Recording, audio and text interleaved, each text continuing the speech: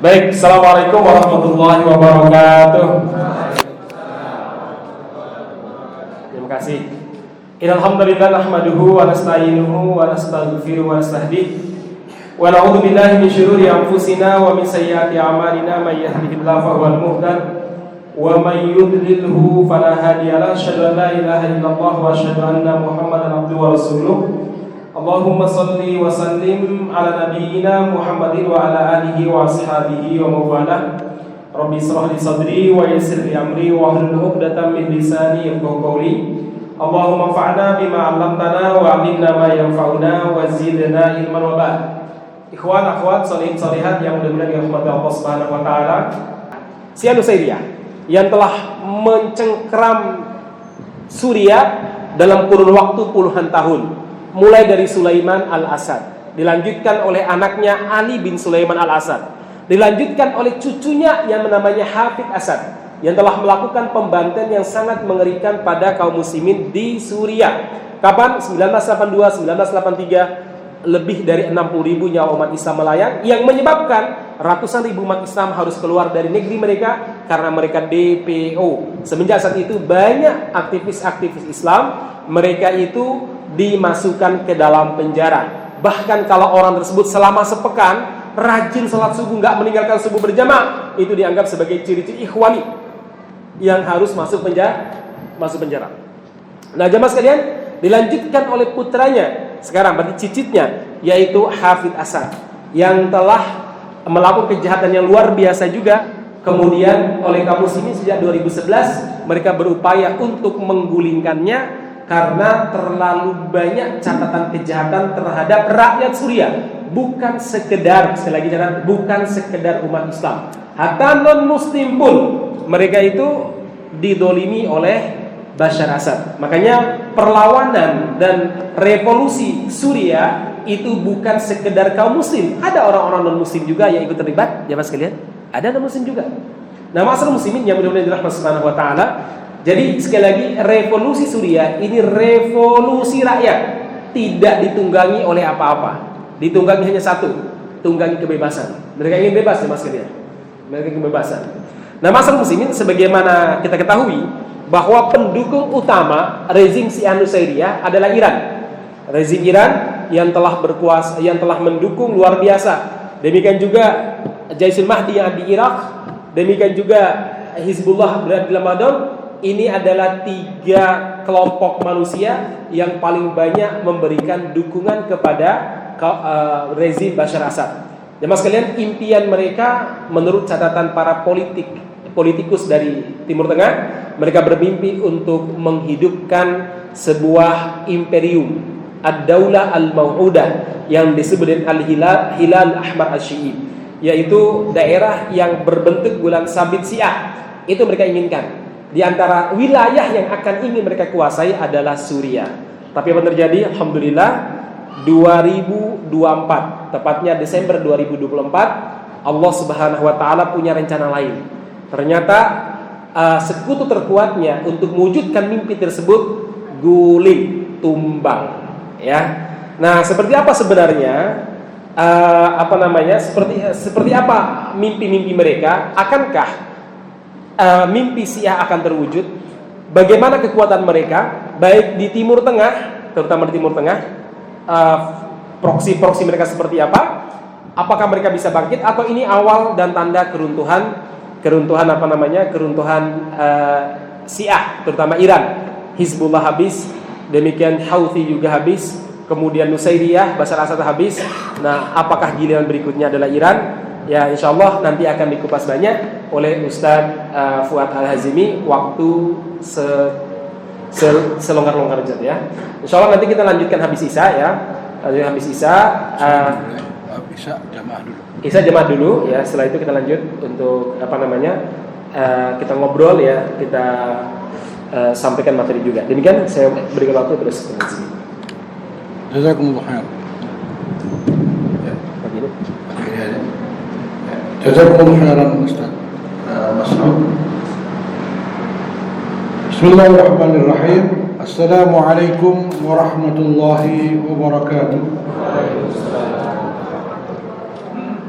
إن الحمد لله نحمده ونستعينه ونستغفره ونعوذ بالله من شرور أنفسنا ومن سيئات أعمالنا من يهده الله فهو المهتد ومن يضلل فلن تجد له وليا مرشدا أشهد أن لا إله إلا الله وحده لا شريك له وأشهد أن محمدا عبده ورسوله الذي لا نبي بعده اللهم صل وسلم وبارك على سيدنا ونبينا وحبيبنا وشافعنا ومولانا محمد صلى الله عليه وسلم وعلى آله وأصحابه ومن تبعهم بإحسان إلى يوم الدين أما بعد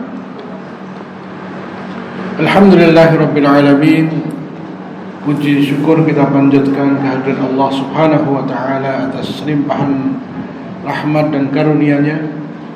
Salawat serta salam semoga senantiasa tercurahkan kepada Rasulullah Muhammad sallallahu alaihi wasallam, keluarga beliau, para pengikut beliau, sahabat-sahabat beliau dan seluruh umat Islam hingga hari kiamat nanti. Terima kasih kepada panitia, kepada takmir masjid Nurul Huda yang telah memberikan kesempatan. Ini kali kedua saya mengisi di sini.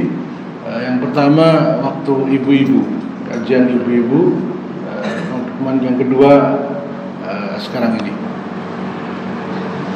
Bapak Ibu yang dirahmati Allah Subhanahu wa Ta'ala, sebelum kita masuk pada pembahasan mengenai dampak tergulingnya Bashar al-Assad, ya, kekuasaan rezim Assad ini seperti disebutkan tadi itu sudah 50 tahun, dari tahun 70.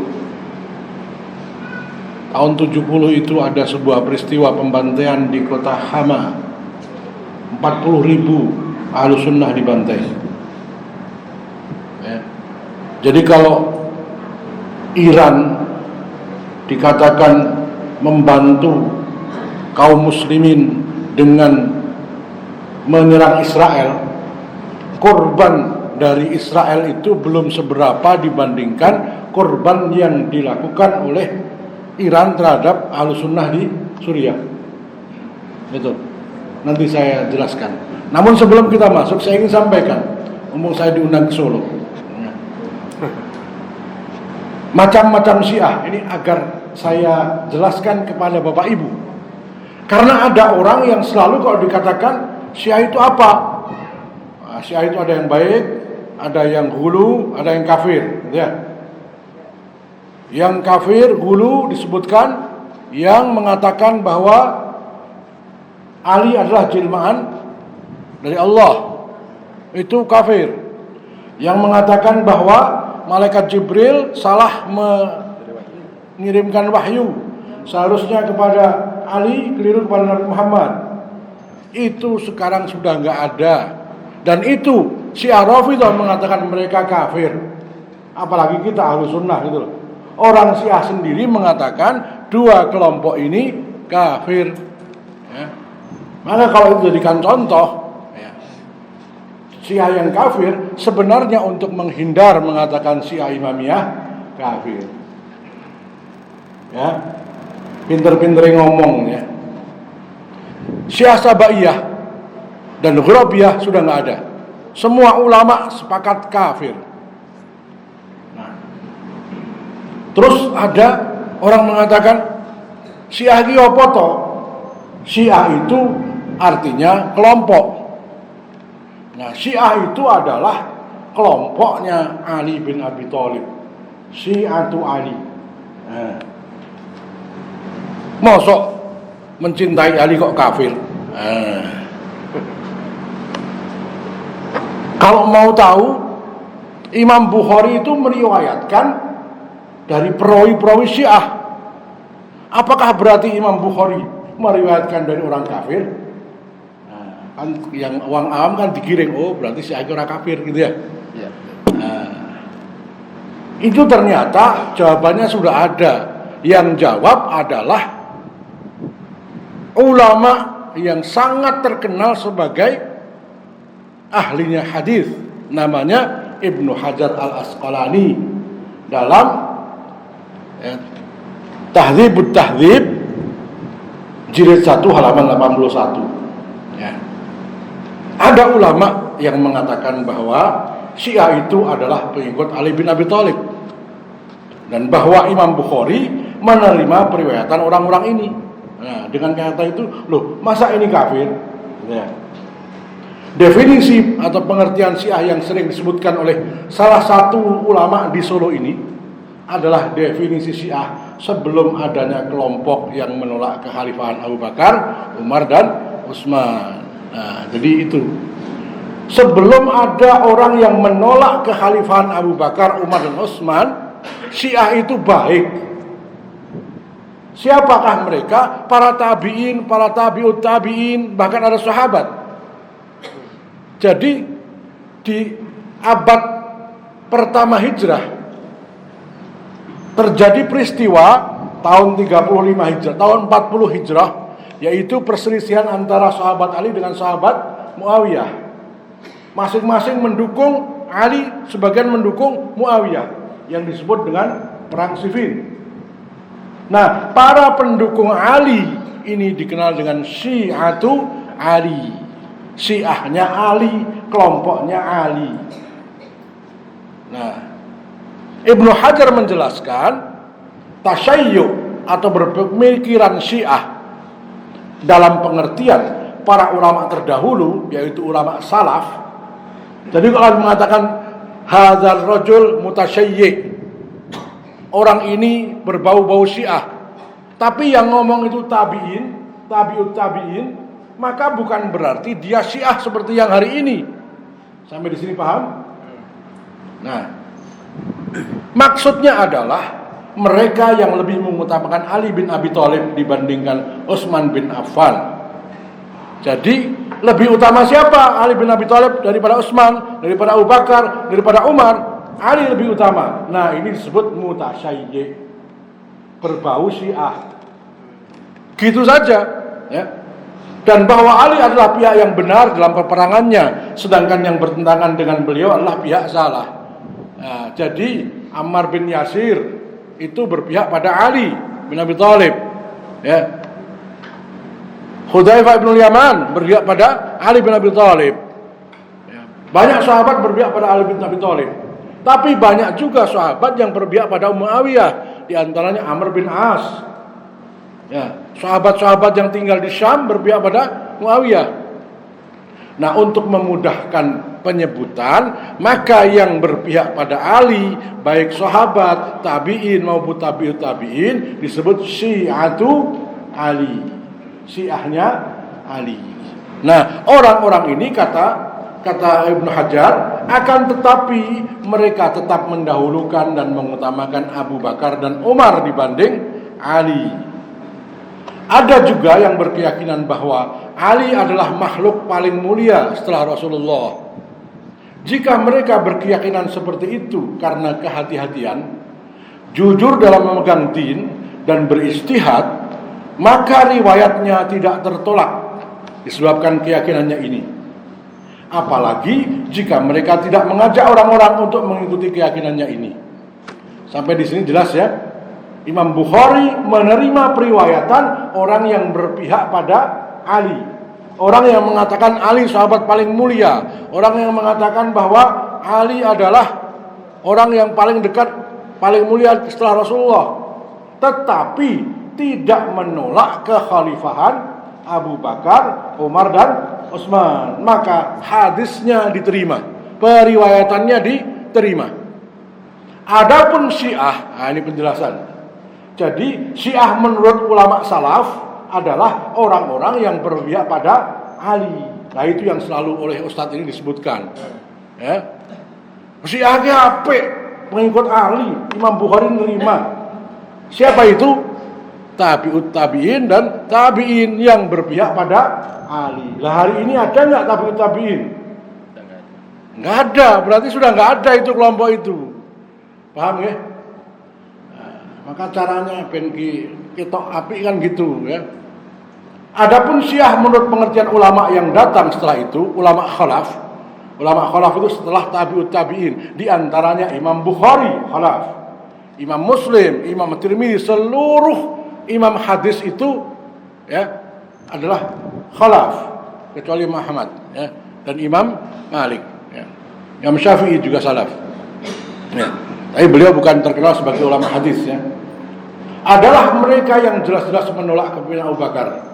Adapun Syiah menurut pengertian ulama yang datang setelah itu adalah mereka yang jelas-jelas menolak kepemimpinan Abu Bakar, Umar dan Utsman.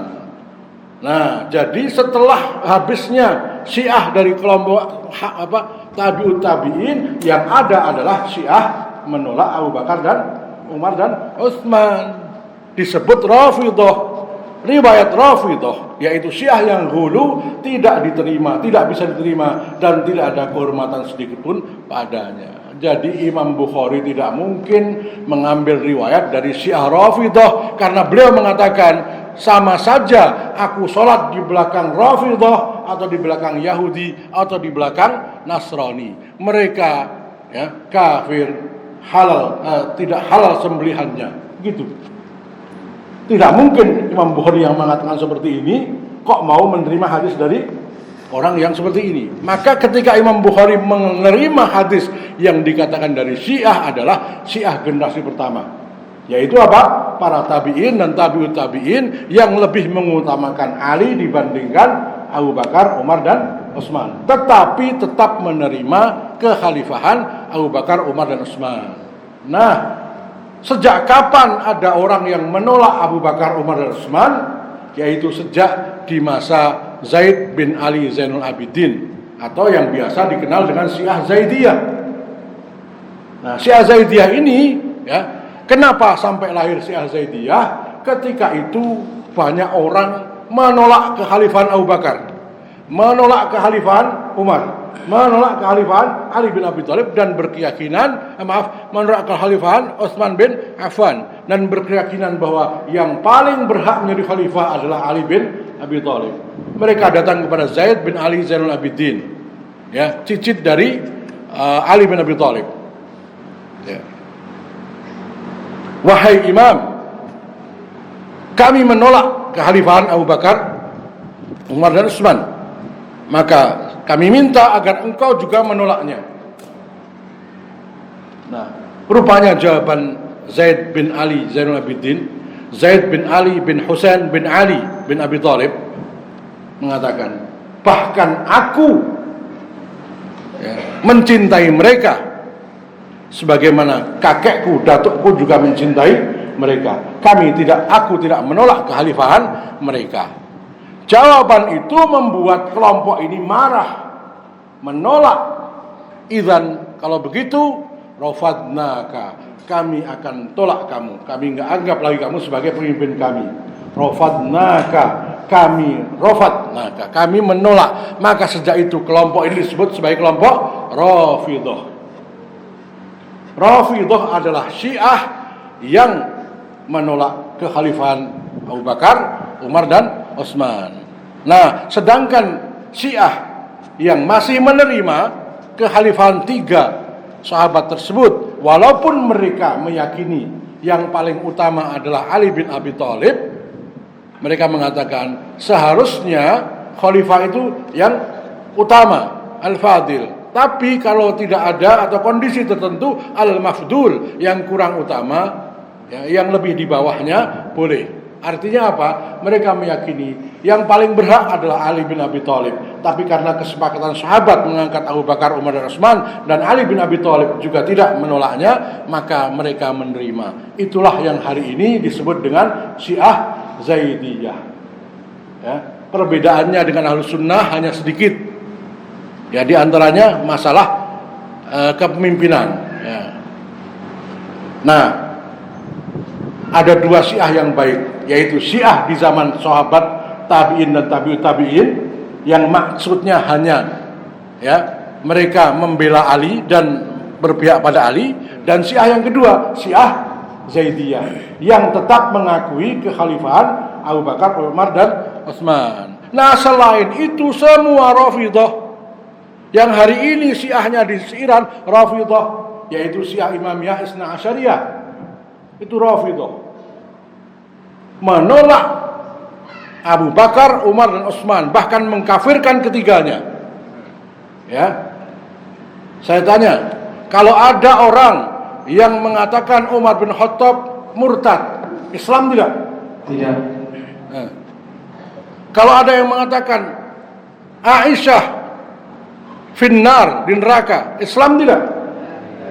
Nah, itu semua ada dalam kitab mereka Al-Kafi, ya.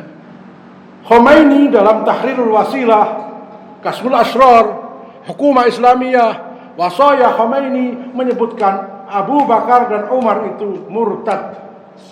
Bahkan murtadnya Umar itu di telinga Nabi menjelang Nabi wafat. Wallahi ada dalam kitab Kashful Asrar, tulisannya Khomeini, ya. Yang perlu buktinya silakan nanti saya tunjukkan, ya. Saya punya kitabnya. Saya waktu itu minta tolong teman saya di Saudi untuk belikan kitab Kashful Asrar. Kaget dia, antum jadi Syiah ya? Enggak, saya pengen pelajari itu gitu.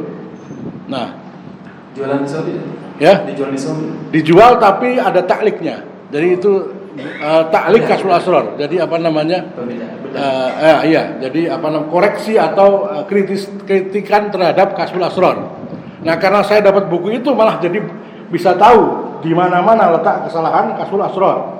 Nah, di Kashful Asrar pula disebutkan nahnu fakhirun, kami bangga karena kami punya apa namanya disebutnya zaburnya umat Islam. Nah, dan kami bangga karena kami punya Mushaf Fatimah. Apakah itu Mushaf Fatimah? Nah, Mushaf Fatimah adalah wahyu yang diturunkan kepada Sayyidatina Fatimah binti Muhammad. 3 kali lipat Quran kalian. Di Indonesia sangat dibanggakan Khomeini saya. Nah, di Indonesia Khususnya Solo. ya, Khomeini dan penerusnya Ali Khamenei itu menjadi ulama rujukan, ya, bagi mereka.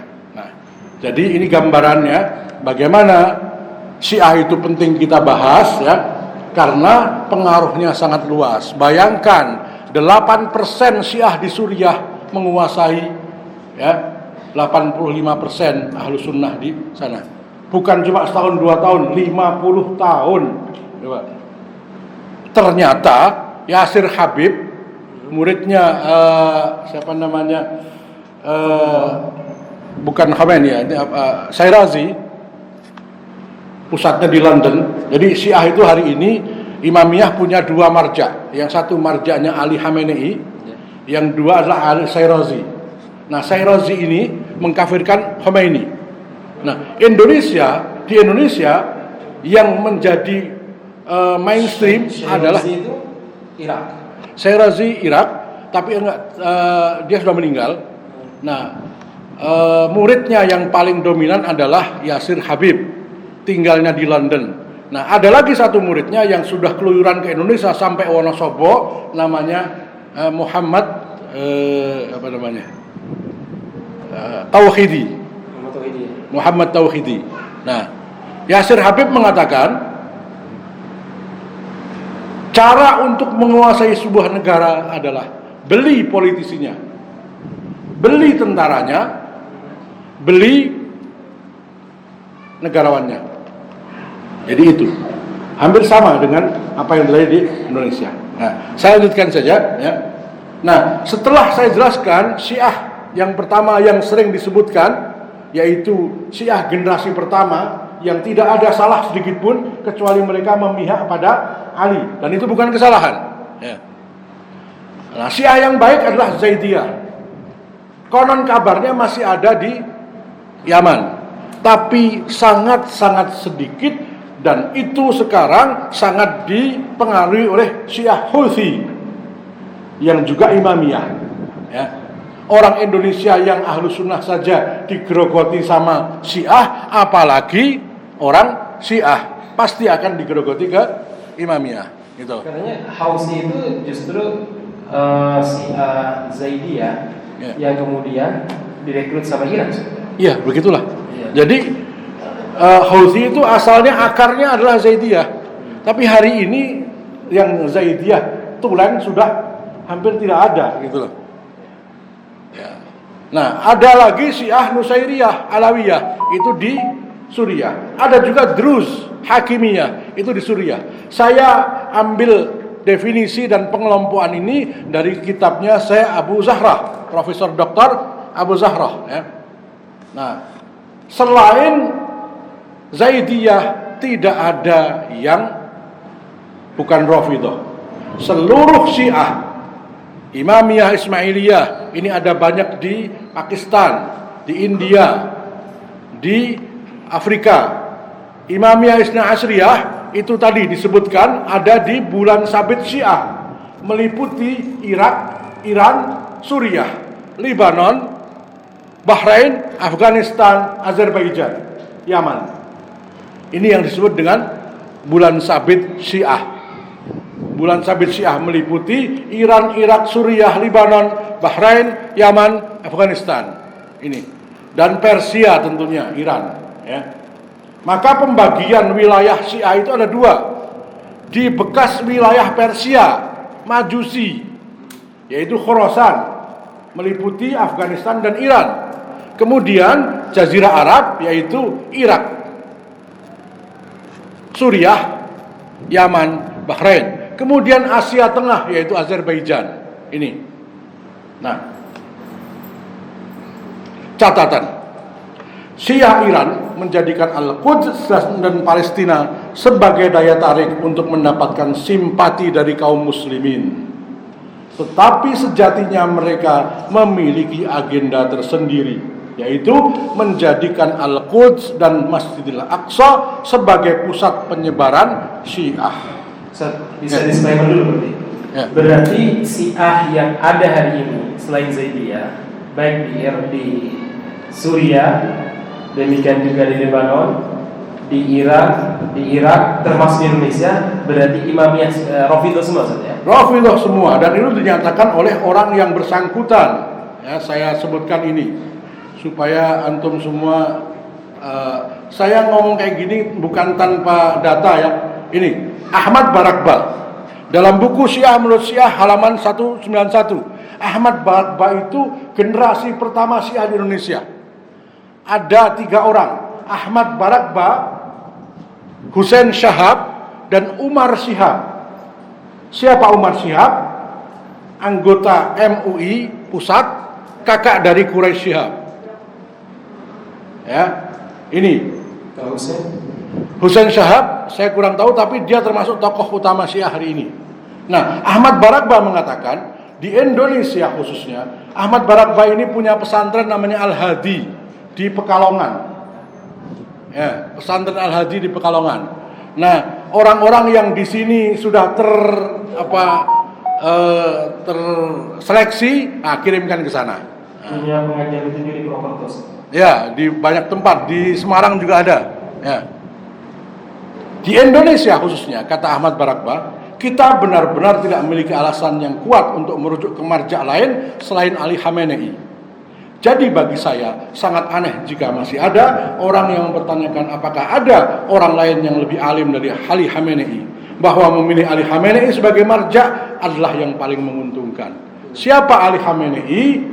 Dia adalah ulama tertinggi di Iran, Syiah Isna Asyriyah, Imamiyah. Jadi Syiah di Indonesia baik itu ijabi maupun abi, dua-duanya rujuknya ke Khomeini. Khomeini mati, dipilihlah Khamenei sebagai marjanya. Nah, ini satu lagi ucapan dari Jalaluddin Rahmat, Ketua Umum Ijabi. Apa perbedaan Syiah di Indonesia dengan Iran?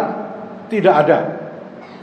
Syiah di Iran menganut Syiah Isna Asyariyah atau imamah, yakni ajaran yang mengutamakan masalah kepemimpinan. Ajaran itu tercantum dalam undang-undang Iran, dan kami juga Syiah Isna Asyariyah. Ini dicantumkan dalam wawancara dengan Tempo tanggal 9 bulan 3 2012. Masih ada linknya, silahkan yang perlu nanti saya share.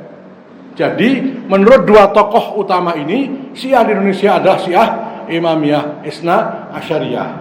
Nah, Syiah Imamiyah Isna Asyariyah itu mereka meyakini bahwa hadis Nabi tidak bisa diterima kalau bukan diriwayatkan oleh imam mereka yang 12. Ya. Karena Imam Bukhari, Imam Muslim, Imam Tirmidzi, Abu Dawud, Daruqutni dan selainnya itu tidak meriwayatkan dari para imam mereka, maka mereka mau tidak mau harus menyusun buku hadis sendiri. Maka disusunlah oleh Abu Ja'far Al-Kulaini kitab hadis yang diberi judul Al-Kafi. Ya. Al-Kafi ini menurut orang Syiah Imamiyah Isna Asyariyah adalah kitab hadis yang paling sahih, tidak ada yang tidak sahih satupun. Dalam mukaddimahnya Al-Kulaini mengatakan semua hadis yang ada dalam kitab Al-Kafi sahih. Bahkan Khomeini, penulis Biharul Anwar, siapa namanya? Al-Majlisi. Ya, nama-nama ini nggak hafal nggak apa-apa, nggak penting, biar saya aja ngapalin. Al-Majlisi, ya. Kalau sudah Al-Majlisi ini orang nggak akan lagi membantah, ya. Mengatakan Imam Abu Ja'far Al-Kulaini adalah orang yang paling thiqah dalam Islam, orang yang paling terpercaya. Hadisnya tidak diragukan lagi, ya. Bahkan disebutkan, ya, dia adalah orang yang paling thiqah dan seluruh hadis yang ada dalam kitab Al-Kafi sudah diklarifikasi dengan Imam Mahdi ke-12. Jadi setelah yang kedua, kalau saya simpulkan berarti Syiah yang berkembang adalah Syiah Rafidhah termasuk di Indonesia. Ya. Yang kedua, buku rujukan utamanya Al-Kafi. Ada 4. Al-Kafi, Al-Istibsar, Man la yahdurul hadis, Man la yahdurul faqih, dan Tahdzibul Ahkam. Artinya kalau kita ingin melihat ideologi mereka, ya lihat saja kitabnya. Ya. Nah, poinnya apa saja, Ustaz? Ya. Apa saja yang ada yang antum kaji? Oke, yang ada. Dalam Al-Kafi, maaf kalau demikian nanti saya, tapi silakan nanti kalau bapak-bapak, ibu-ibu membutuhkan filenya saya berikan, ya.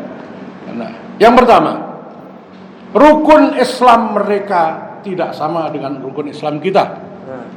Dalam Al-Kafi disebutkan rukun Islam Syiah. Mohon maaf saya carikan dulu, ya, mohon bersabar.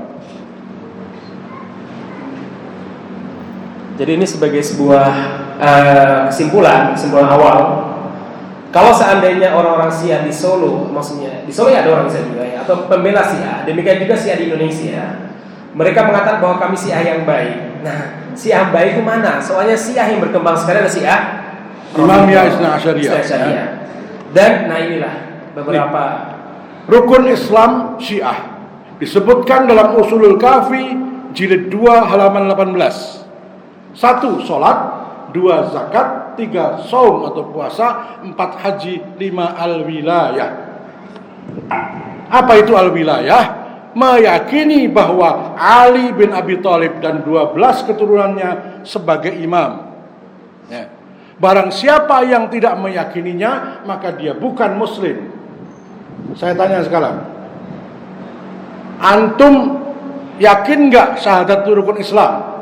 Pertama, yakin.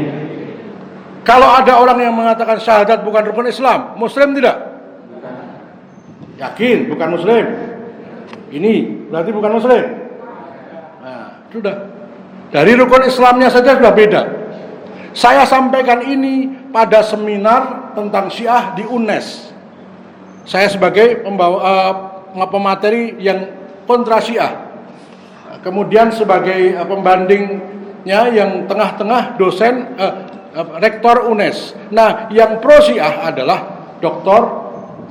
Muhsin Jamil. Beliau mengatakan saya bukan Syiah, tapi saya dekat dengan Syiah. Nah, ketika saya sampaikan itu, beliau mengatakan, betul, apa yang antum sebutkan itu ada dalam kitab Al-Kafi. Tetapi Ustadz, tidak semua hadis di Al-Kafi sahih. Bohong dia. Menyelisih pakar hadisnya berarti ya? Ya. Tapi saya waktu itu belum banyak belajar. Nah, saya nggak bisa jawab. Nah, setelah saya belajar, orang ini bohong. Dan Semua di hadis. Solo gitu juga sih. Ya. Kita paparkan ini usul kafi, seperti kafi al-kafi fil usul. Itu mereka bilang apa? Bahwa kita sudah nggak pakai lagi buku ini katanya. Syiah kita beda gitu. Karena bukunya banyak masalah dan seperti itu. Terus pakai apa? Tolong tanyakan pakai apa, nanti saya buka lagi. Ya. Al-Istibsar, dia kedudukannya lebih rendah daripada Al-Kafi. Orang Syiah kok menolak Al-Kafi, bukan Syiah namanya. Orang Syiah kok punya rujukan selain Al-Kafi dan menolak rujukan Al-Kafi sebagai rujukan, itu nanti dibilang sama Syiah, murtad kamu gitu.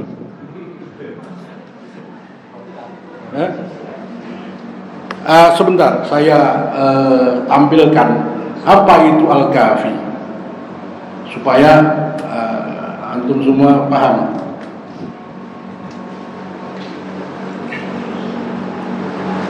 Mbak, judulnya diketahuan deh. Al-Kafi ini ya, maaf. Apa itu Al-Kafi?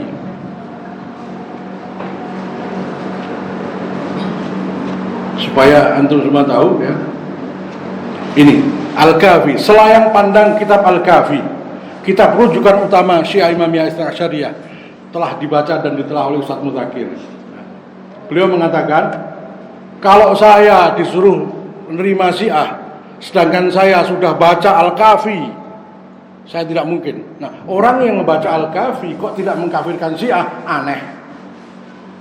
Ya, ini pujian para ulama Syiah Imamiyah kepada Thiqatul Islam. Mereka menyebutnya Thiqatul Islam, Abu Ja'far Muhammad bin Ya'qub Kulaini.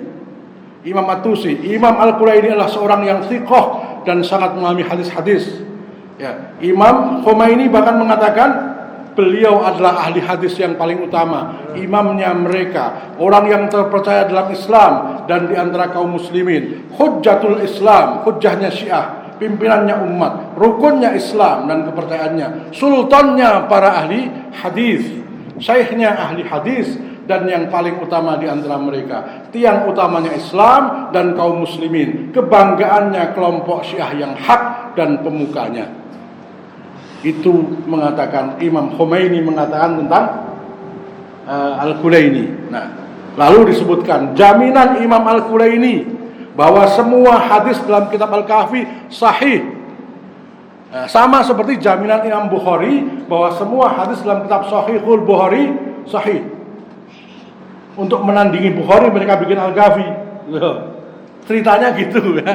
Untuk menandingi Bukhari mereka bikin Al-Kahfi. Nah, Imam Kulaini mengatakan, dan aku Al-Kulaini katakan, sesungguhnya engkau sangat menginginkan kitab yang telah mencukupi dan mengumpulkan di dalamnya seluruh bidang ilmu agama yang sudah cukup untuk para penuntut ilmu, sebagai rujukan para pencari jalan yang lurus, serta referensi bagi siapa saja yang menginginkan ilmu agama serta mengamalkannya, berdasarkan hadis-hadis sahih yang diriwayatkan oleh orang-orang jujur dan terpercaya. Ini jaminan dari Al-Kulaini. Maka kalau ada orang Syiah menolak Al-Kulaini, dasarnya apa, Ustaz?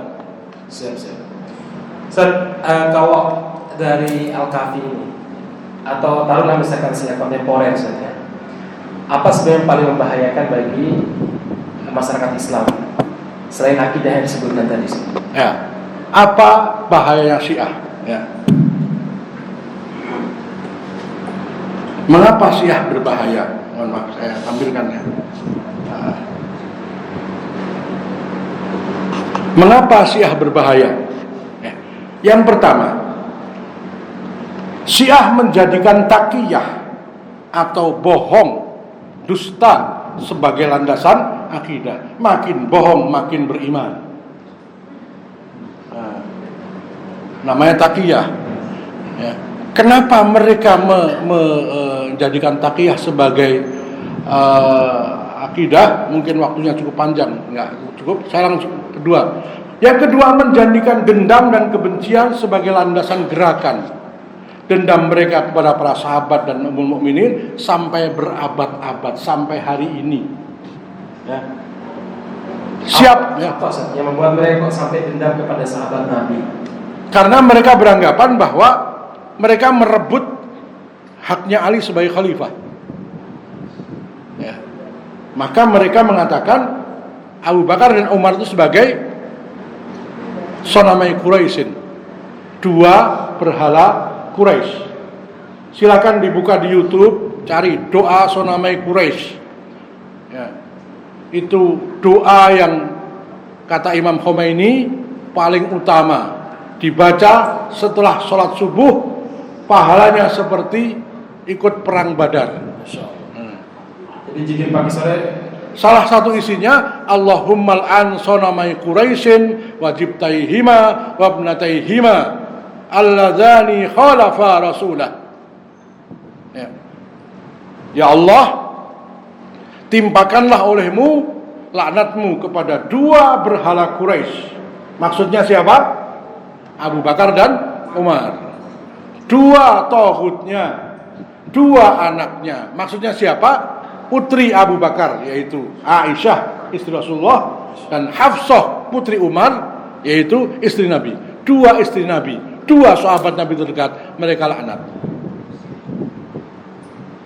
Syekh Abu Mus'ab Az-Zarqawi, salah seorang pemimpin mujahid di Irak, dalam sebuah pidatonya berterima kasih kepada Saddam Hussein, orang yang dilawannya, ya, orang yang dilawannya. Itu dia terima kasih. Kenapa? Selama Saddam Hussein berkuasa di Irak, mungkin 20 tahun atau 30 tahun, tidak ada satupun masjid di Irak yang berani, ya, membaca doa Sonamai Quraisy. Bahkan ketika Saddam Hussein ditangkap, diadili, di pengadilan dia mengatakan, wallahi kalau di ujung jari telunjuk saya ada Syiah, saya potong jari saya. Saking, ya, dia bencinya dengan Syiah. Nah setelah Saddam Hussein digulingkan, nah mulailah doa Sonamai Quraisy dikumandangkan di masjid. Nah, ini sikap mereka terhadap Abu Bakar dan Umar.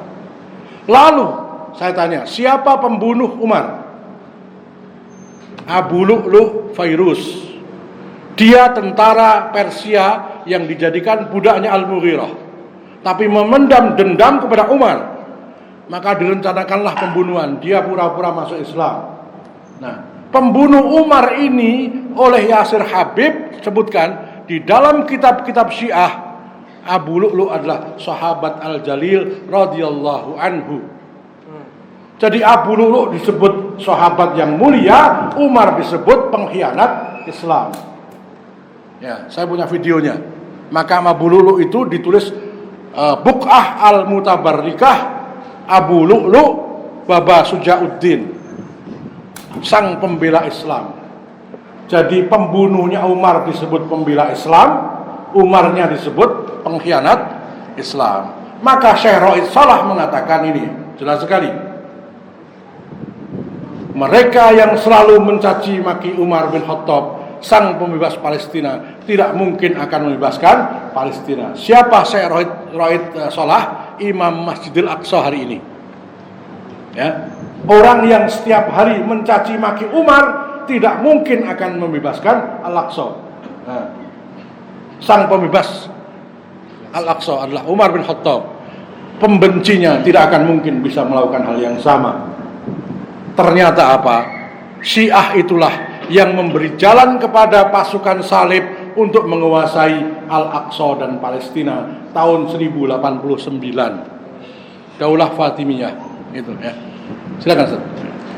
Baik, Ustaz, ini secara akidah, Ustaz. Kita masuk pada politik. Yang pertama, sebenarnya konsep politik Syiah itu seperti apa sehingga sampai mereka itu dianggap berbahaya bagi sebuah negara juga? Oke, nih, Syiah bukan hanya gerakan pemikiran atau mazhab, tapi gerakan politik dan intelijen. Itu yang paling berbahaya. Cita-cita mereka membentuk imperium imamiyah, ya. Menunggu nanti imamnya yang ke-12 Hasan Askari turun, maka disiapkan dulu perangkatnya. Kalau Ahlus Sunnah mengatakan khilafah, tapi kalau mereka imamah, ya. Maka membongkar kesesatan Syiah jauh lebih mudah dibanding membongkar gerakan dan jaringannya. Membongkar akidahnya tinggal buka aja kitab-kitabnya. Tapi kalau jaringannya, bahkan di Indonesia hari ini kita belum tahu jaringannya. Padahal sudah sangat kuat, ya. Ini ada yang jadi, ya, ada yang jadi penasehat Presiden Jokowi, namanya Jalaluddin Rahmat. Ya, sudah meninggal. Tapi kan sebelumnya ketika hidup dia dipercaya, ya, anggota DPR nomor 1 Jawa Barat, Jalaluddin Rahmat. Ada yang pernah jadi penasehat Presiden SBY, namanya Agus Basari. Ya, itu. Ada yang jadi ketua fraksi PAN, namanya Sayuti Syatiri. Ada yang jadi menteri. Jadi ini sudah banyak punya posisi. Nah, maka saya jelaskan di sini, ya. Karena Syiah gerakan politik dan intelijen, sudah pasti ada strategi infiltrasi atau penyusupan, pura-pura jadi Sunni padahal Syiah. Ini yang paling bahaya, ya. Menyusup di dalam negara, menyusup dalam komunitas Ahlus Sunnah. Nah, ini yang paling bahaya. Ini kan bulan sabit ya, itu kan di Timur Tengah. Kalau dikatakan bahwa proyek itu berbahaya atau proyek politiknya Syiah itu berbahaya bagi Indonesia, seperti apa ini? Dari sisi mana sebenarnya? Oke. Dalam tulisannya Haji As'ad Said Ali, mantan Kepala Badan Intelijen Nasional BIN, sekaligus mantan Wakil Ketua Umum PBNU. Silakan, tulisannya masih ada, ya, dalam www.nu.or.id. Judul tulisannya Gerakan Syiah di Indonesia. Silakan nanti dicari di Google. Disebutkan di situ siapa saja orang-orang yang pertama kali dikirimkan Syiah. Nah, bagian yang paling menarik adalah bagian paling akhir tentang marja' taklid. Ya. Syiah mengenal yang namanya marja' taklid atau orang yang dijadikan sebagai panutan utama. Nah, di bulan sabit Syiah itu ada 5, ya.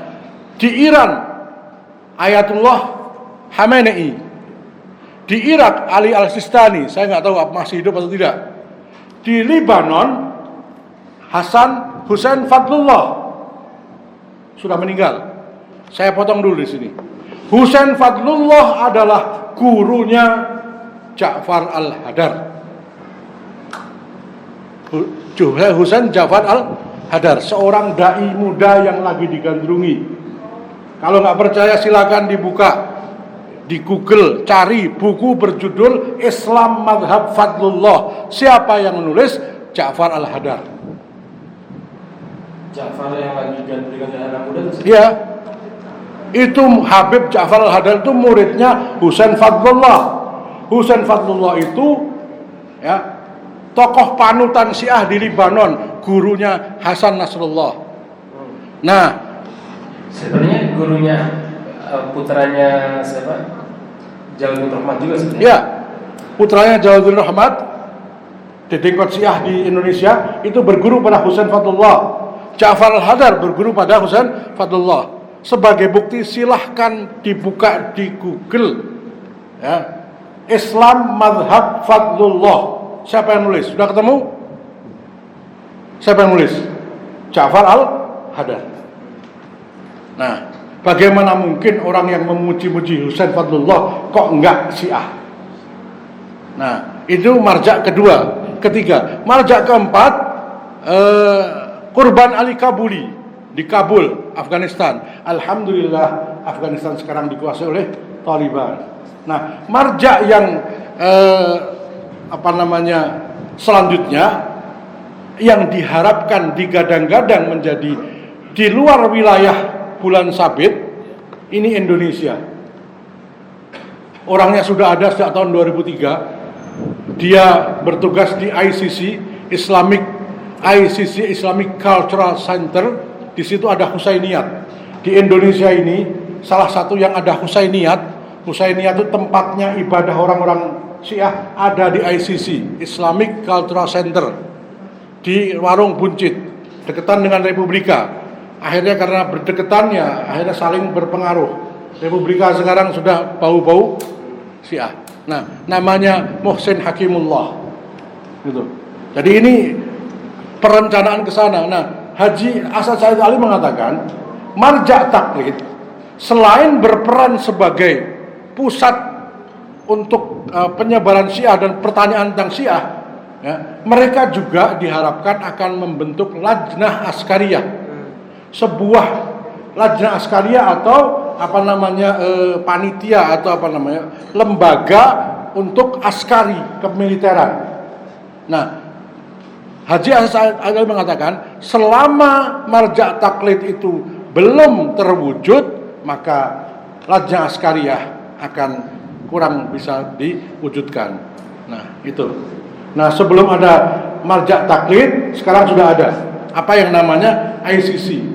Nah, ICC ini tahun 2003 mulai melebarkan sayap. Siapa yang pertama dijadikan sebagai target? Para mahasiswa. Mereka bikin Iranian Corner atau pojok Iran. Di situ ada perpustakaan, ada audiovisual tentang budaya Iran, tentang Syiah dan sebagainya. Nah, di mana ada Iranian Corner? Hampir di semua UIN di Indonesia, kecuali yang di Solo, karena kemarin waktu itu diprotes, ya. Itu Iranian Corner, itu pelebaran sayap pengaruh Iran ke Indonesia. Nah, UMM Universitas Muhammadiyah Malang saya dengar sudah, UAD Universitas Ahmad Dahlan sudah ada, UMJ Universitas Muhammadiyah Jakarta juga ada Iranian Corner. Nah, sementara itu di Muhammadiyah, ya, sementara di NU Habib Husain Al-Kaf mengatakan, Ahmad Zain Al-Kaf mengatakan 90% pengikut Syiah adalah NU. Itu saya ada videonya, beliau mengatakan langsung di depannya Said Agil Siraj. Tadi disebutkan bahwa akan ada marja, ada upaya membangun marja Syiah di Indonesia. Ada dua poin. Yang pertama, sebenarnya marja itu apakah seperti NU Muhammadiyah atau apa yang diinginkan, ya. Terus kalau seandainya itu ada di Indonesia, bahaya apa yang akan dihadapi oleh Indonesia? Ya. Syiah meyakini bahwa imam yang ke-12 mereka nanti akan turun. Di antaranya membawa Mushaf Fatimah yang 3 kali lipat Quran kita. Apa itu Mushaf Fatimah? Wahyu yang diturunkan kepada Fatimah. Itu disebutkan dalam Al-Kafi. Bahkan Al-Majlisi mengatakan riwayat tentang Mushaf Fatimah mutawatir.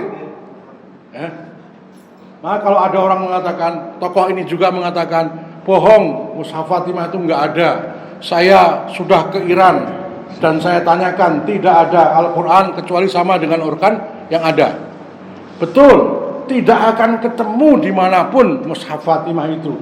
Karena Syiah meyakini Mushaf Fatimah masih dibawa oleh imam yang ke-12 Hasan Askari. Nanti turun membawa Mushaf Fatimah itu.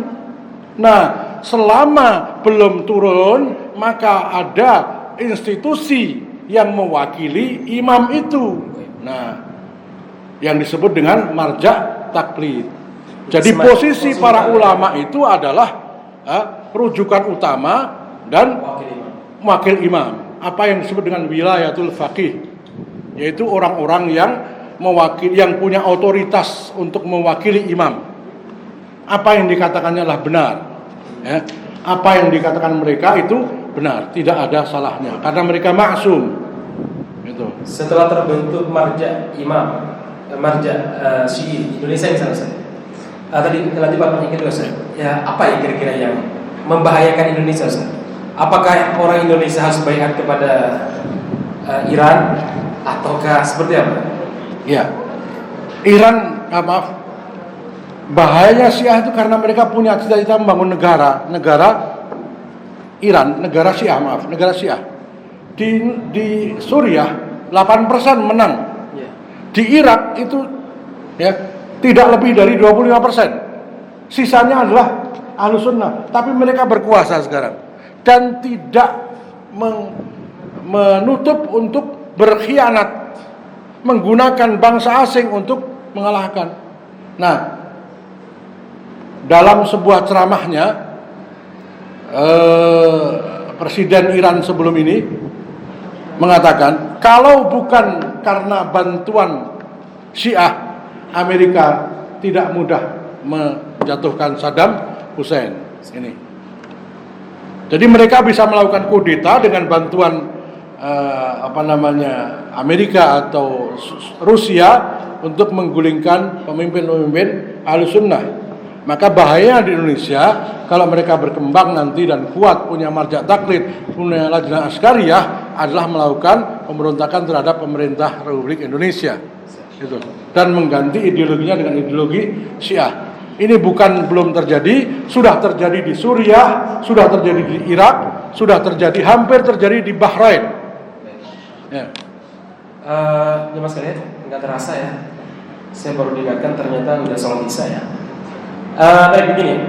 Ini kita belum masuk pada poin inti daripada kajian kita. Kira-kira apa pengaruh revolusi Suriah terhadap eksistensi Syiah, baik nasional maupun internasional ya. Insya Allah akan kita jawab. Nanti kita nggak begitu lama pada isya, kita lanjutkan sedikit. Kita mohon kita bisa melanjutkan. Bismillahirrahmanirrahim. Ini kita langsung tanya jawab jamaah sekalian. Kita mulai dulu. Assalamualaikum warahmatullahi wabarakatuh. Waalaikumsalam. Alhamdulillah wassalatu wassalamu ala Rasulillah wa ala alihi wa sahbihi wa mawalah wa ba'd. Karena ini adalah suasana liburan akhir tahun, jadi kita putuskan kajiannya gak usah malam-malam ya. Siapa tahu ada yang ingin melanjutkan liburannya. Baik, kita mulai dulu dari satu pertanyaan saya ya, yaitu terkait tadi Ustaz. Nanti jemaah bisa langsung tanya jawab langsung sama beliau, bisa siapkan pertanyaan, bisa juga dengan bertanya lewat WA ya, lewat WA panitia yang sudah ada di pamflet itu, atau di di kertas yang beredar, yaitu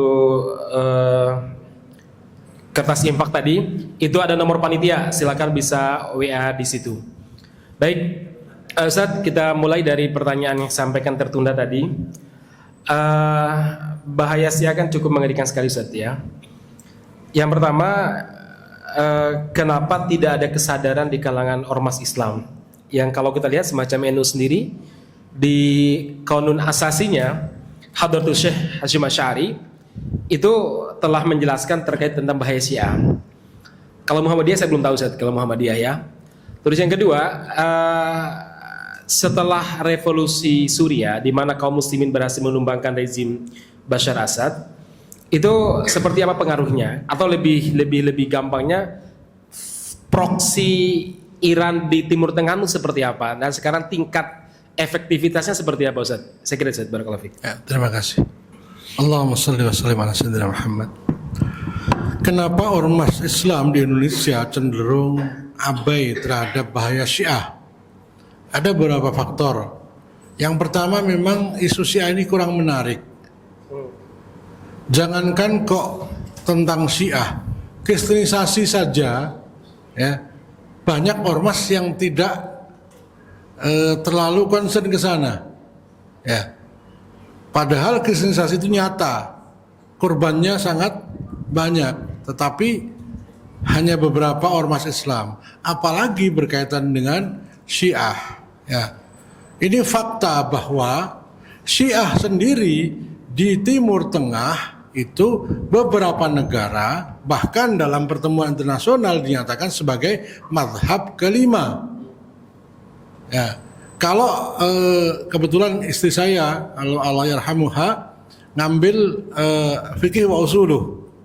Nah, ketika di mata kuliah Muqaranatul Mazhab, perbandingan mazhab, itu Syiah Ja'fariyah dimasukkan dalam mata kuliah mazhab dalam Islam. Nah, yang kedua, Al-Azhar sendiri juga sikapnya terhadap Syiah juga tidak tegas, sehingga itu pula yang menjadikan di Indonesia ya isu Syiah kurang menarik. Itu faktanya demikian. Nah, lalu kenapa kita kok kemudian aktif mengenai Syiah ini? Ya karena memang bahayanya luar biasa bahayanya luar biasa. Selain juga mereka akan membuat imperium Syiah, mereka juga akidahnya ini yang berbahaya. Satu lagi yang berbahaya adalah nikah mut'ah atau kawin kontrak. Saya kurang tahu kenapa para ulama di Timur Tengah masih juga memberikan satu kelonggaran, kecuali ulama-ulama Saudi. Karena itu Syiah selalu membuat isu orang yang anti dengan Syiah adalah Wahabi. Orang yang anti dengan Syiah adalah Wahabi. Nah, jadi isu Wahabi ini memang dimunculkan paling banyak oleh orang-orang Syiah. Karena yang paling keras menentang Syiah adalah para ulama dari Saudi Arabia, ya, itu. Padahal dalam Qanun Asasi disebutkan oleh Hadratus Syekh Hasyim Asy'ari bahwa Jam'iyah Nahdlatul Ulama hanya mengakui 4 madhab: Hanafi, Maliki, Syafi'i dan Hambali. Adapun Zaidi tadi, Syiah yang agak lumayan, itu oleh Hadratus Syekh dikatakan mereka lah ahlul bid'ah. Jadi jangan ikuti mereka. Itu Hadratus Syekh Hasyim Asy'ari, karena beliau juga sudah tahu bahwa pengaruh Zaidi ini akan masuk ke Indonesia dan sudah masuk. Tapi beliau mengatakan mereka adalah ahlul bid'ah. Nah, ternyata belakang hari cucu beliau Abdurrahman Wahid, ya, Gus Dur, mengatakan Syiah adalah NU minus imamah, ya, plus imamah. Syiah adalah NU plus imamah. NU adalah Syiah minus imamah. Sangat mirip, hanya saja tidak ada keyakinan imamah. Itu yang mengucapkan adalah Gus Dur. Ya, beliau banyak berinteraksi di Irak dengan orang-orang Syiah memang. Lalu kita bisa lihat bagaimana tokoh-tokoh Syiah itu kebanyakan dari Jam'iyah ini, sebagaimana dikatakan oleh Habib Ahmad Zain Al-Kaf, 95% pengikut Syiah adalah dari Nahdliyin. Kakek saya, Allah yarhamuhu, itu mursyid Thariqah Naqsabandiyah Qadiriyah di daerah Kecamatan Gerabak dan Ngablak di daerah Magelang sana. Saya waktu itu mungkin masih sangat kecil, saya belum paham. Tapi suatu ketika kakak sepupu saya cerita, suatu hari Simbah pernah cerita, itu di daerah sana itu ada orang-orang yang amalannya persis mirip kita, tapi bukan ahlu sunnah. Ternyata belakangan saya tahu tempatnya di Pakis dekat Ngablak. Satu kelurahan itu mayoritas orang Syiah karena kepala desanya Syiah. Itu yang dikatakan mbah saya tahun 70-an di Ngablak Magelang. Itu.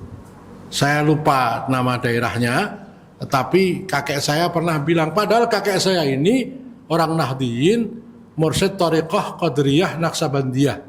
Beliau mengatakan persis amalannya seperti kita. Ning hati-hati ojo melu, kuwi dudu awak dhewe, gitu.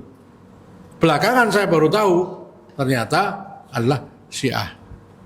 Artinya bahwa sebenarnya mereka menumpang kemiripan ini. NU atau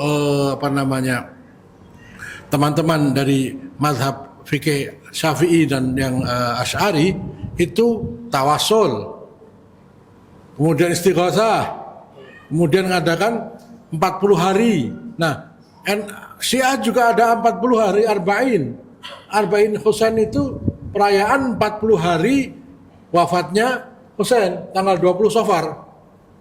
Nah, kemudian istighosah, NU juga beristighosah. Maka kemudian datanglah para habaib yang Syiah, yang enggak Syiah banyak, tapi yang Syiah juga tidak sedikit. Nah, mengarahkan. Nah, saya pernah punya pengalaman ketika saya masih bertugas di Sydney, orang-orang Aceh mengadakan Maulid Nabi. Lalu muncul orang-orang habaib dari Jakarta mengatakan, apa yang kalian lakukan adalah menghormati datuk kami. Peringatan Maulid datuk kami. Nah, karena itu datuk kami yang paling paham caranya adalah kami. Begini loh caranya. Nah, setelah saya dijelaskan, oh ini ciri khas orang-orang Syiah. Jadi ada dua kelompok ya yang memang sangat dekat. Maka Gus Dur mengatakan NU itu Syiah tanpa imamah. Karena memang sangat mirip sekali amalan-amalannya. Tetapi jelas ini beda ya. Saya tidak katakan sama, beda ya.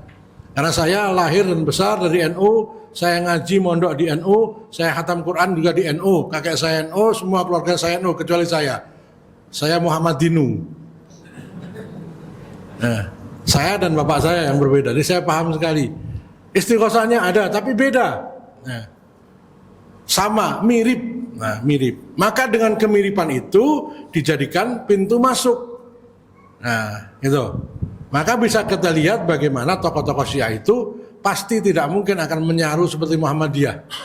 Menyarunya ke NU. Nah, yang kedua, mengapa ormas yang lain kayak Muhammadiyah? Karena memang fokusnya bukan ke sana. Nah, maka memang agak susah ini ya. Nah, yang kedua, faktor kedua ini Ustaz. Saking banyaknya PR buat Ustaz. Kristenisasi, serahkan ke Ustaz. Ya, menjelang pemilu, tanyakan ke Ustaz. Ya. Sampai SPP anak pun ya, tolong Ustaz. Semua berbagai masalah umat ini dikembalikan kepada para Ustaz. Akhirnya Ustaz pada waktunya tidak punya waktu yang khusus untuk mengurus masalah-masalah seperti ini Ustaz. Ya. Saya nanti pulang nanti ngurusi ini. Sama kristenisasi juga kita yang bahas. Bukan berarti hampir sebagian Ustadz itu disibukkan dengan hal-hal yang memang sebenarnya adalah tanggung jawab bersama. Sehingga masalah Syiah ini agak terabaikan. Kita menggalang bantuan Palestina juga Ustadz. Bantuan ke Suriah Ustadz, karena yang lain itu kalau menggalang nanti takut disebut teroris gitu ya. Akhirnya yang diduga teroris juga di fitnah teroris juga para Ustadz, di fitnah Wahabi juga para Ustadz. Itu salah satunya. Karena memang para aktivis selain aktivis Islam ya kurang begitu tertarik. Ya, alhamdulillah di Solo ini sangat masif ya. Mudah-mudahan Allah berikan keberkahan buat antum semua yang tinggal di Solo, karena Solo adalah pusat gerakan Islam. Nah, kalau saya di Magelang sana ya sendirian, nggak banyak teman. Ya. Ya, itu salah satunya. Jadi banyak nanti, Zat. Bahkan tidak banyak yang tahu. Setingkat kiai kabupaten itu nggak tahu Syiah itu apa. Saya berikan buku tentang kesalahan Syiah. Loh, Syiah apa? Gitu. Ya. Jadi awareness atau kewaspadaan terhadap jangankan Syiah, terhadap Ahmadiyah pun tidak ada, terhadap Al-Ansat nggak ada. Kenapa? Ya sudah merasa nyaman dengan kondisi hari ini. Ya. Adapun Muhammadiyah, karena memang saat ini Muhammadiyah agak kurang intelektual dalam bidang syariah dan akidah. Kebanyakan mereka menjadi intelektual dalam bidang-bidang yang lain. Para ulamanya agak kurang. Setelah wafatnya Kiai Azhar Bashir ya, atau itu mulai berkurang, bahkan di tingkat pimpinan pun bukan alim, tapi bukan alim secara khusus dalam masalah agama, sehingga fokusnya juga di samping juga memang mengangkat isu Syiah ini sangat sensitif, sangat sensitif, dan itu bukan isu yang populer, betul. Berisiko pula. Peminatnya juga sedikit, Ustaz. Peminatnya sedikit. Karena nanti dianggap penebar kebencian, atau mungkin memang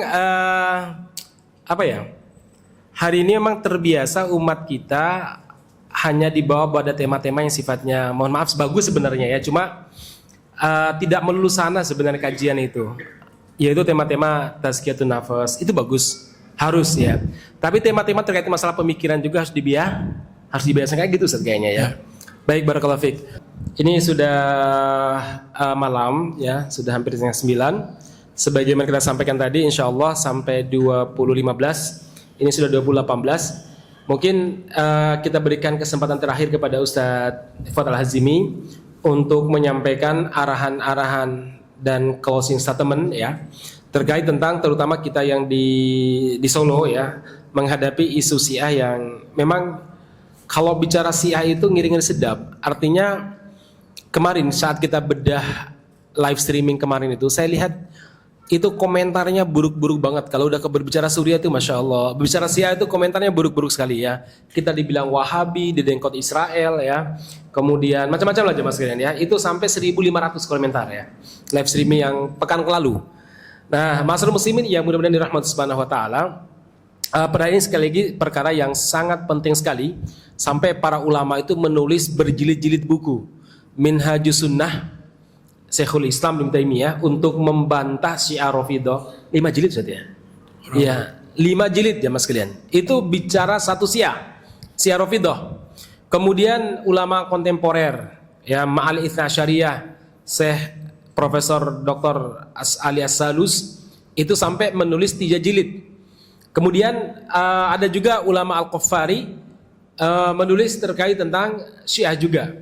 Jadi masyarakat muslimin yang mudah-mudahan dirahmati subhanahu wa ta'ala, ini menunjukkan apa? Begitu seriusnya pemikiran Syiah, begitu parahnya mereka. Al-Ghazali sampai menulis Fadhaih Al-Batiniyah. Karena ini perkara yang sangat penting jemaah sekalian, perkara yang sangat penting. Cuma saja mungkin tadi karena kita lama nggak diingatkan masalah ini, jadi nggak begitu peduli. Sedikit cerita ya jemaah sekalian, karena bahayanya masalah Syiah ini.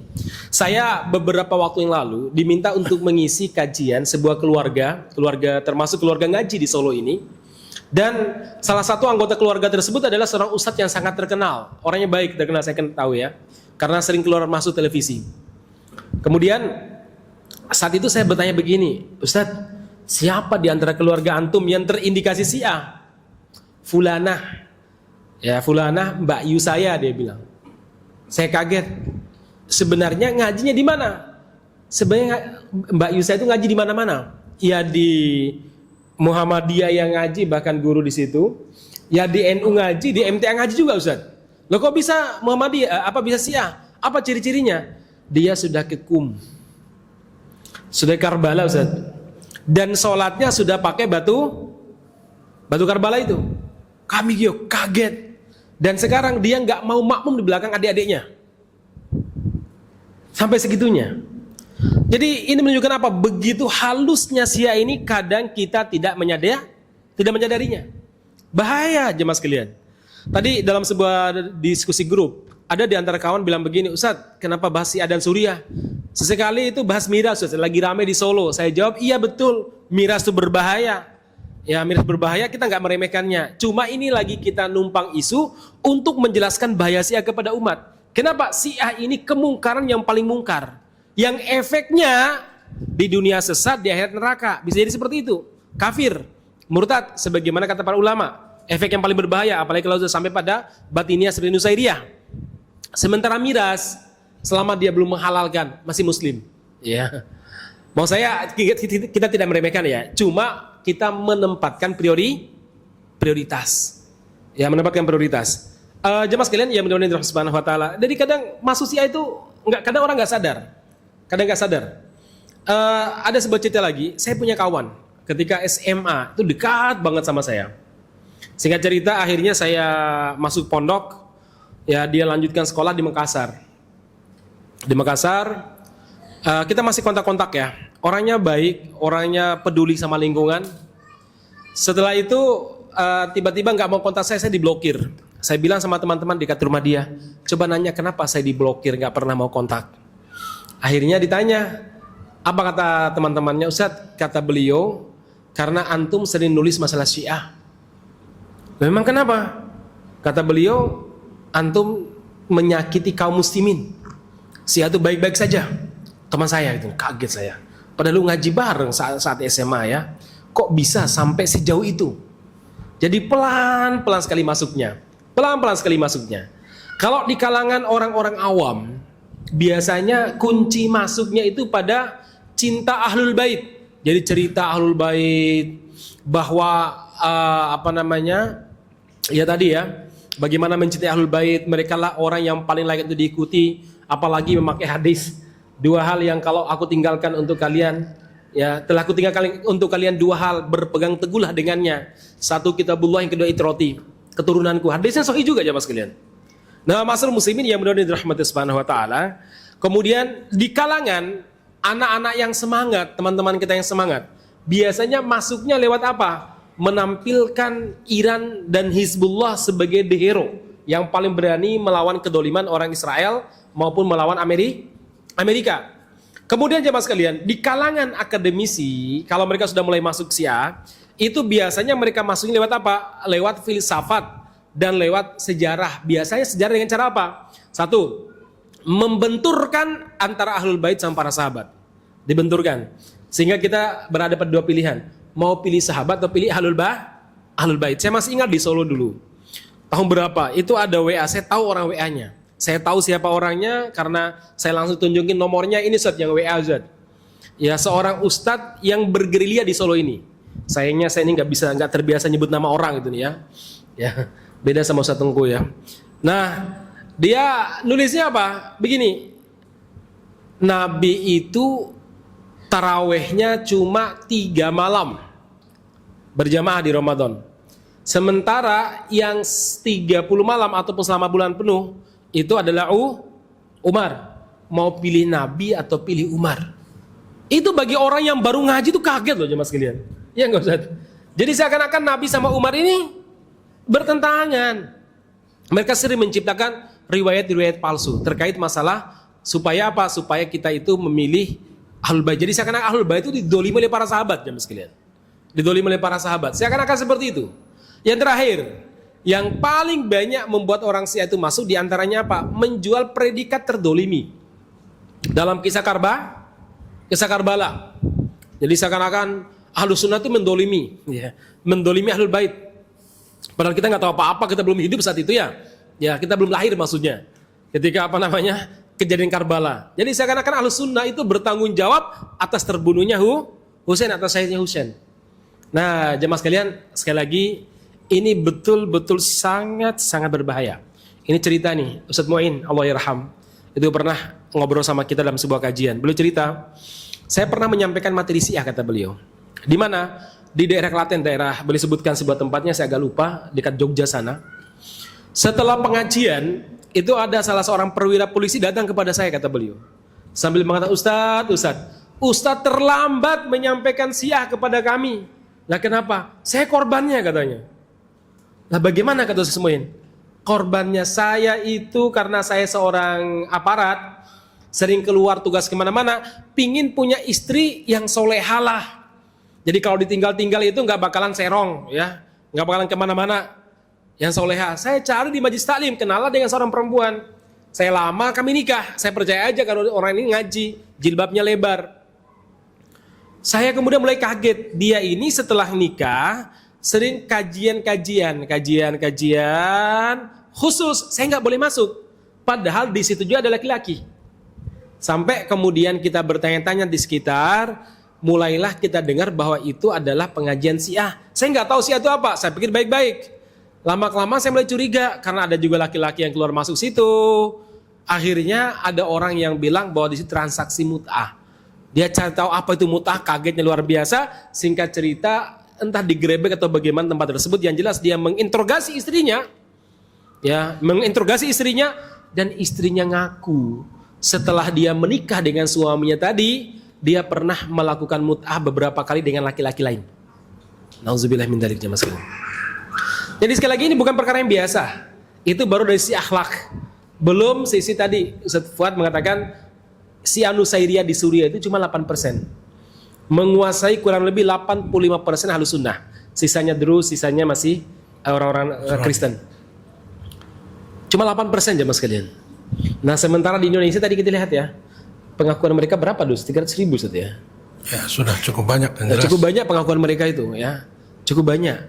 Apalagi Anda lihat sendiri aja lah, kalau Anda sekali coba mau testing, kalau pengen coba di Facebook antum upload terkait masalah kesesatan Syiah, saya yakin 2-3 kali mungkin Facebook antum sudah di-banned ya, dilaporkan.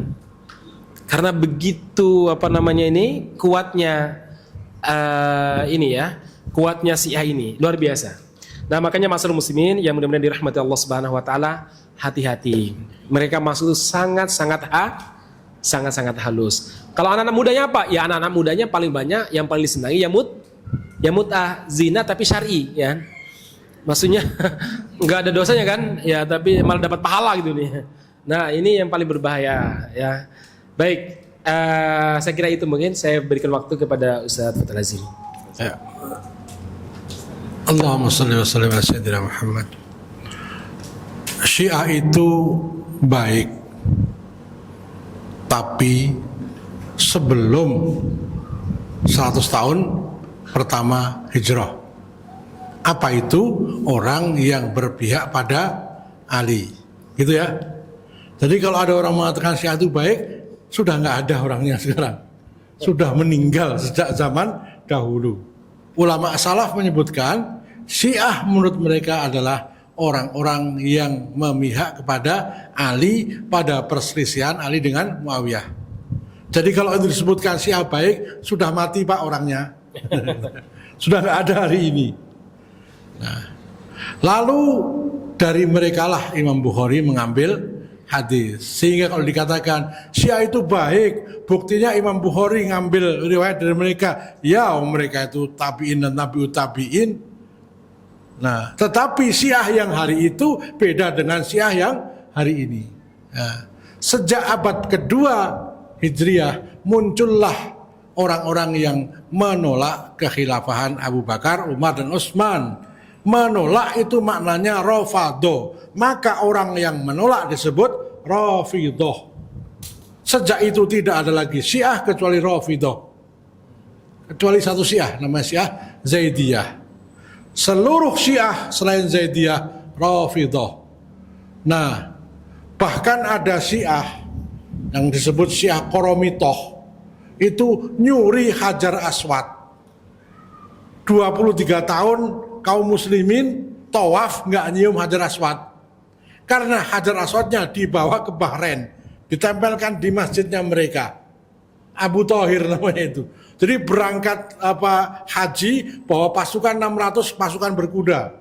Sampai di Mekah mereka rampok jamaah haji, mereka rampas kemudian ya mereka ambil Hajar Aswad. Nah, jadi sejak dulu Syiah itu adalah pengkhianat. Maka tidak mungkin pengkhianat ini akan menolong kaum muslimin kecuali untuk kepentingan mereka sendiri, termasuk dalam masalah isu Palestina. Loh, tapi kan mereka melawan Israel. Oke, melawan Israel, tetapi juga membantai kaum muslimin di Suriah. Nah, itu. Muslim Palestina mana sih? Ya. Lalu bagaimana? Kan mereka melawan Israel. Nah, Nabi Muhammad dan para sahabatnya dalam surah Ar-Rum ayat 1, 2, 3 disebutkan ya, para sahabat sedih ketika Romawi kalah. Yang menang itu Persia, Majusi.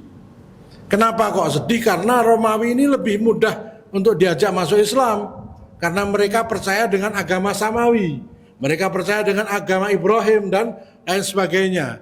Mereka beriman kepada Nabi Isa, beriman kepada Nabi Sulaiman. Nah, walaupun kemudian ada penyimpangan, tapi ada sebagian yang masih bagus. Sedangkan Majusi Persia itu menyembah api, jauh dari Islam. Tetapi Allah menurunkan ayat, nggak apa-apa, sebentar lagi mereka akan kalah. Pada hari kekalahan, pada hari kemenangan Romawi, kekalahan Persia, yafrahul mu'minuna binasri. Orang-orang beriman bergembira karena pertolongan Allah. Coba, yang perang Romawi Nasrani melawan Persia Majusi, yang gembira kaum muslimin dengan pertolongan Allah. Nah, bagaimana sikap kita? Ya, sama Israel sama Iran tuh anggap saja, ya, Majusi sama Yahudi perang, segitu. Gitu. Dua-duanya jahat. Ya, alhamdulillah jahat sama jahat perang, sehingga yang orang Islam bisa istirahat. gitu Pak. Ya. Jadi mereka bela Islam enggak, mereka punya agenda sendiri. Mereka punya agenda sendiri. Untuk menarik umat Islam simpatinya, mereka jadikan itu sebagai cara menarik simpati. Kebetulan qadarullah seluruh negara Arab sudah tidak mau lagi bantu Palestina. Tahun 78 Mesir damai dengan Israel, perjanjian Camp David, dikembalikan Sinai, sudah sejak itu nggak lagi bermusuhan.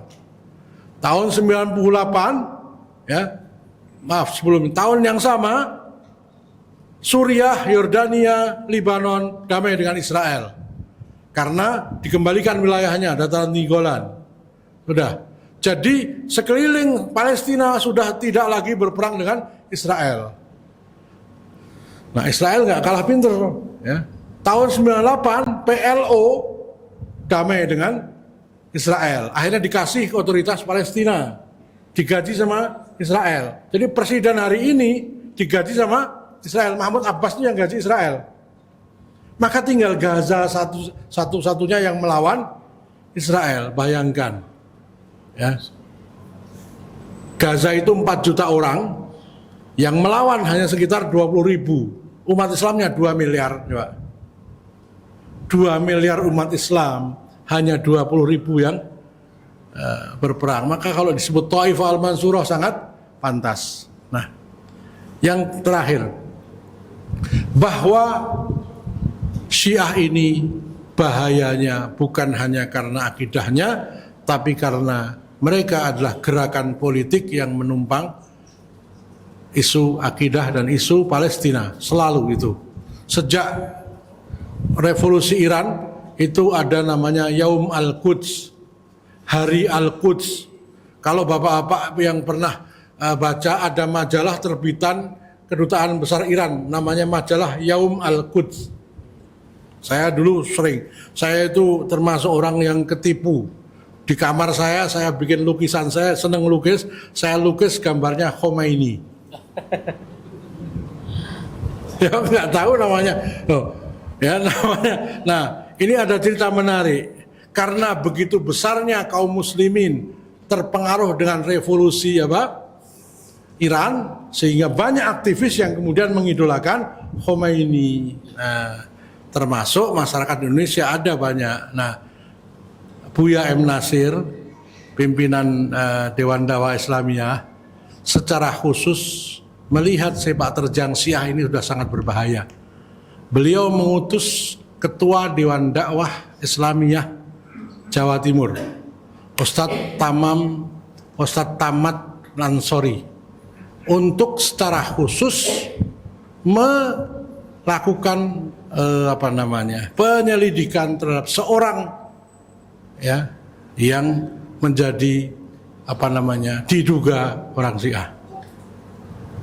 Ternyata setelah ketemu langsung dengan Husain Al-Habsyi, namanya Husain Al-Habsyi itu pendiri dan YAPI di Bangil, itu tokoh Syiah yang sangat terkenal, tapi nggak pernah kelihatan Syiah. Itu padahal dari Husain Al-Habsyi ini lahir ya kader-kader Syiah, tapi sampai akhir hayatnya dia tidak pernah ngomong soal Syiah, sehingga orang tidak menyangka dia Syiah. Nah, punya satu orang kepercayaan yang 25 tahun jadi tangan kanannya Husain Al-Habsyi, namanya Abu Fulan gitu, ya, Abu Fakih. Abu Fakih, ya, gitu. Ustadz Tamat ini akhirnya ketemu dengan orang yang bernama Abu Fakih itu, kaget, loh kowe toh, ternyata adik kelasnya. Maka Allah yarhamuh Ustadz M. Nasir, kalau kalian tanya tentang orang ini, tanya Ustadz Tamat. Kalau beliau mengatakan masih, berarti sampai beliau wafat, beliau berpesan kepada kami yang di Dewan Dakwah, ya, sampai saya wafat, orang itu saya yakin masih Syiah. Ya, kalau mau tanya Ustadz Masud saja, bisa Japri nanti. Ya. Jadi ini secara kelembagaan, Allah yarhamuh Ustadz M. Nasir sudah mengatakan orang ini Syiah tetapi berwajah sunni. Ya, saya menyampaikannya atas dasar semoga Bapak Ibu berhati-hati. Ya. Namun ya, Orang Solo ya? Tinggal di Solo ya? Tinggal di Solo. Ya. Tadi siang saya juga bertemu Namanya langsung. inisialnya M. Ya. Sudah, jangan dijelas-jelasin Ustaz. Nanti. Kan inisial aja tuh. Sampai saya tanya tadi, saya minta izin, bolehkah saya menyampaikan? Silakan Ustaz. Karena sebenarnya Ustaz Buya M. Nasir sangat hati-hati, sangat khawatir penyebaran Syiah akan semakin meluas kalau sosok ini belum kita.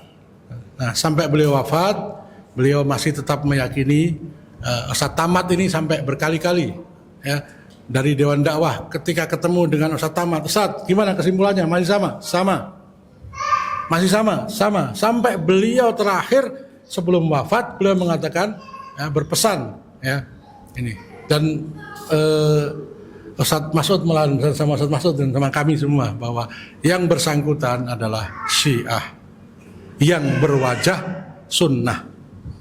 Ya, gitu. Saya sampaikan ini karena memang tidak banyak yang bersedia menyampaikan ya, karena berbagai hal.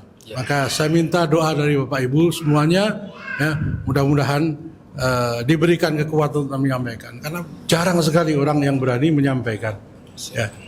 Dan tadi saya minta izin kepada pengurus Dewan Dakwah Islamiyah Indonesia, karena saya juga pengurus Dewan Dakwah Solo Raya, mohon izin bolehkah saya menyampaikan ini? Silakan Ustadz, mudah-mudahan Allah jaga antum. Jadi Buya M. Nasir mengatakan orang ini Syiah berwajah sunnah. Itu. Baik, barakallahu fiik. Baik, jazakallah jemaah sekalian. Jazakallah khairan kepada Ustadz Fuad Al-Hazimi, dan jazakumullah khairan kepada jemaah sekalian yang telah sabar menunggu sampai selesai kajian. Bapak-bapak sabarnya luar biasa nje. Kalau kami dulu masa-masa mulazamah, ini sedikit cerita nggak apa-apa, no? Cuma membayangkan bangunnya jam 2:30 malam, berangkat ke masjid, habis subuh mulazamah sampai jam 8, sarapannya cuma pakai air putih sama roti, lanjut lagi sampai sampai zuhur, sholat zuhur, habis zuhur lanjut lagi Pak, dikasih snack aja ya, terus kemudian duduk aja kayak jenengan lagi duduk ya, itu kemudian nanti makan siang, terus nanti istirahat sebentar, sebelum asar udah bangun lagi, terus habis asar belajar lagi Pak, sampai kapan? Sampai maghrib dikasih minuman. Terus nanti apa? Habis maghrib belajar lagi, habis isya belajar lagi, makan malamnya jam 11 ya. Jadi alhamdulillah luar biasa. Insya Allah ada manfaatnya. Maksudnya apa? Memang ilmu itu tidak bisa diraih dengan berleha-leha. Gak bisa dengan cuma modal subscribe, nonton cuma 1 menit, kemudian Anda sudah tahu maknanya. Gak bisa ya. Harus hadir di majelis-majelis seperti ini karena keberkahannya berbeda. Datang kita di sini itu berkahnya berbeda daripada mendengarkan sekedar live streaming maupun rekaman. Kalau rekaman maupun live streaming itu darurat, atau kalau enggak untuk ngulang saja pelajaran. Jazakallah khairan kepada beliau dan kepada kaum muslimin. Demikian juga terkhusus kepada takmir Masjid Nurul Huda yang telah memfasilitasi kajian ini dan telah mensupport luar biasa. Mudah-mudahan Allah Subhanahu wa taala membalas Anda semuanya, demikian para hadirin, dengan limpahan kebaikan. Saya kira dari kami sampai di sini. Untuk saya dan Ustadz Fuad minta izin untuk undur diri. Waktu berikutnya saya serahkan kepada beliau Ustadz Rijal.